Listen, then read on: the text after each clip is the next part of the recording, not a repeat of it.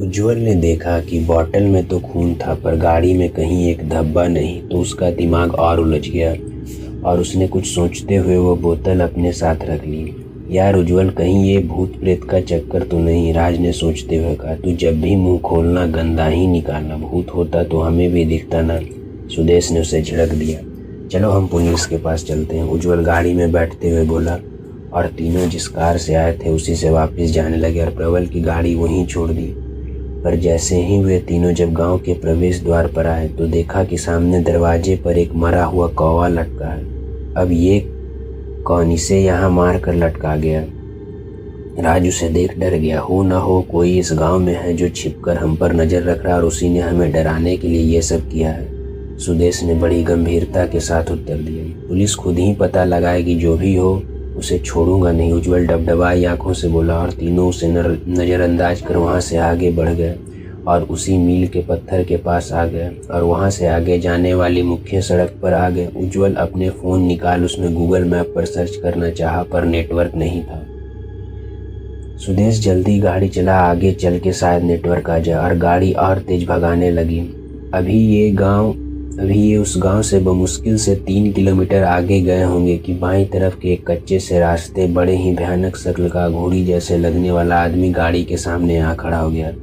उसकी जटा और दाढ़ी बहुत बड़ी, गंदी और उलझी हुई थी। ऐसा लगता था मानो सदियों से ना नहाया हो। सुदेश ने झटके के साथ गाड़ी में ब्रेक लगा दिया, पर वो घोड़ी सामने जैसा का तैसा खड़ा रहा, अपनी बड़ी बड़ी लाल आंखें से अंगारे बरसाते हुए। उसका हुलिया देख तीनों की सिट्टी पिट्टी गुम थी। किसी की हिम्मत नहीं हो रही थी कि बाहर निकलने की, और वो सीना ताने कमर पर हाथ रखे खड़ा आंखों से अंगारे बरसा रहा था। इन लोगों ने उससे बात करने के लिए खिड़की के कांच खोल दिए। तभी उसकी दहाड़ती हुई आवाज़ सुनाई पड़ी, बहुत बड़ी मुसीबत साथ ले आया तू, बचेगा नहीं कोई भी, वो सूंघते हुए आएंगे। उसका इशारा उज्ज्वल की तरफ था, पर इन तीनों को कुछ समझ ना आया कि ये किस बारे में बात कर रहा है। आप किस बारे में बात कर रहे हैं और कौन आएगा? सुदेश ने पूछा।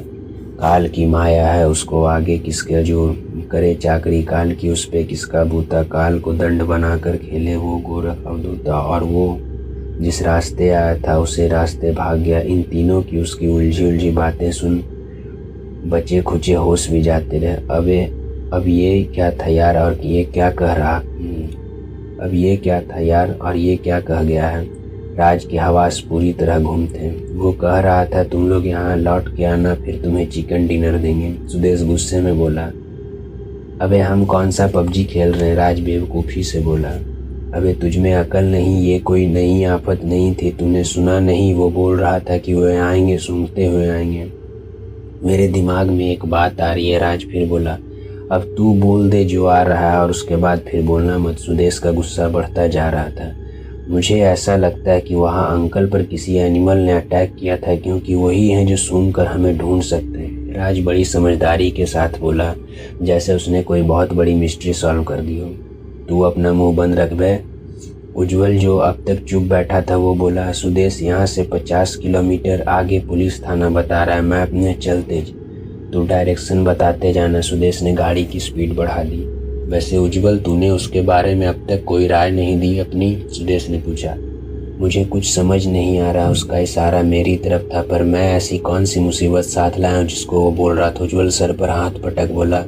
मुझे कोई बहुत बड़ी मुसीबत नज़र आ रही है ब्रो, सुदेश दूर नज़र गड़ाए बोला। और उसके बाद तीनों चुप हो गए, क्योंकि अपने अंदर तीनों ही इस बात को महसूस कर रहे थे कि हम सब ठीक हैं। पापा किसी से सौदे महसूस कर रहे थे।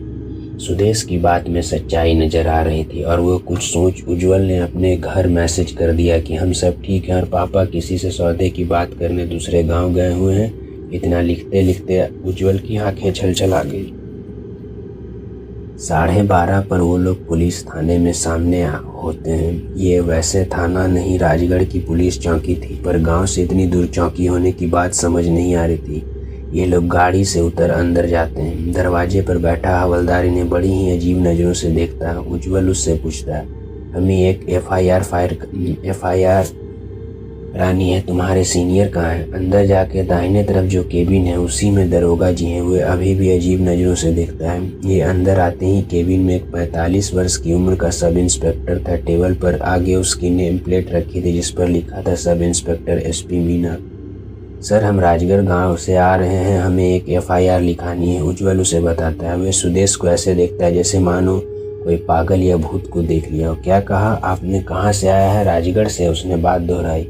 हाँ सर, इस बार सुदेश ने जवाब दिया। जरा अपना हाथ देना मुझे। और वो सुदेश के हाथ को पकड़ता है और फिर छोड़ के हंसने लगता है। तीनों क्या अभी पागल खाने से छूटे हुए? हंसते हंसते बोलता है। तीनों को बहुत तेज गुस्सा आता मगर जब्त कर लेते हैं। देखिए सर, वहाँ एक हादसा हुआ और हमें उसकी FIR करानी है, उज्जवल एक एक शब्द पर जोर डालते हुए बोलता है। वहाँ हादसे नहीं होंगे तो कहाँ होंगे, पर उसकी FIR किस बात की? वे ऐसे बोला जैसे ये तीनों महामूर्ख हों। आप खुल के कहेंगे क्या कहना चाहते हैं? इस पर सुदेश तैश में बोला। ये यहाँ गर्मी मत दिखा, तीनों ने या तो चढ़ा रखी या तीनों पागल हो चुके हो। दरोगा भी फुल गर्मी में आ गया था। आप समझ क्यों नहीं रहे हैं? मेरे पापा का मर्डर हुआ, वहाँ उनकी किसी ने हत्या कर दी है बुरी तरीके से, और आप यहाँ पहेलियाँ बुझा रहे हैं। कहते कहते उज्जवल की आंखों में आंसू आ गए। इस बार दरोगा ने चुपचाप उसकी बातें सुनी और बोला, देखो इसमें हम कुछ नहीं कर सकते। तुम्हारे पापा उस गांव में गए ही क्यों थे? वो अपना ज़मीन की सौदा करने आए थे। ये जब वो 4 दिन तक नहीं लौटे तो हम लोग उन्हें देखने आए और यहाँ उनकी सिर्फ हड्डियाँ मिली। कह उज्जवल रोने लगा। देख, तू खुशकिस्मत है वहाँ से जिंदा लौटा है, वरना आज तक वहाँ से कोई जिंदा नहीं लौटता। उसने समझा। ये आप क्या कह रहे हैं? ये ऐसा क्या है वहाँ? राज जो अब तक एकदम चुप था भकलाते वाला भूतवास है वहाँ। जो भी गया जिंदा नहीं आया। पर 25 साल पहले तो मेरे पापा यहीं रहते थे, फिर अचानक क्या हो गया? उज्जवल हैरान था। पहले तो लोग रहते थे पर धीरे धीरे गांव खाली हो गया, एक के बाद एक मौतें हो रही थी। दरोगा ने तीनों को बताया। तीनों एक दूसरे को देख रहे थे। उनकी बची खुची अकल भी जा चुकी थी। हो सकता है कि ये सब किसी आदमी की साजिश हो, भूत प्रेत का सिर्फ वहम हो। सुदेश बोला, लगता है अकल घास चरने गई है। तुम्हें क्या लगता है इतने सालों तक कोई आदमी लोगों को मारता रहा उस खाली गांव में बैठे बीन बजाने के लिए? दरोगा ने झिड़का। एक सलाह दे रहा हूँ, जो होना था सो हो गया। अब तुम लोग घर जाओ, इसी में भलाई है। जान है तो जहान है, दरोगा ने उज्जवल को समझाया। सर, अब कुछ भी हो, इंसान या कोई भूत, पर मैं उसे छोड़ूंगा नहीं। उज्जवल एकदम दृढ़ संकल्प लेते हुए बोला, जो करना है करो मगर हमसे कोई उम्मीद मत रखना। दरोगा को उसकी बेवकूफ़ी पर गुस्सा आया और इसके बाद तीनों उससे बाहर निकल गए आए और आकर गाड़ी में बैठ गए।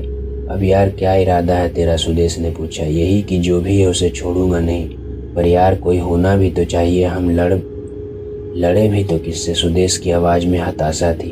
अगर भूत वाली बात सच है तो फिर उस अघोड़ी की बात भी सच होगी। उसने कहा था वो खुद आएंगे, तो हमें अब सिर्फ इंतजार करना है उनके आने का। शिकार भी हम और शिकारी भी हम।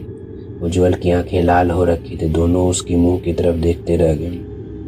आगे क्या हुआ? फिर क्या उज्जवल उन भूतों का सामना कर पाएगा? और क्या था उस अघोड़ी की बात का मतलब? कौन आएगा?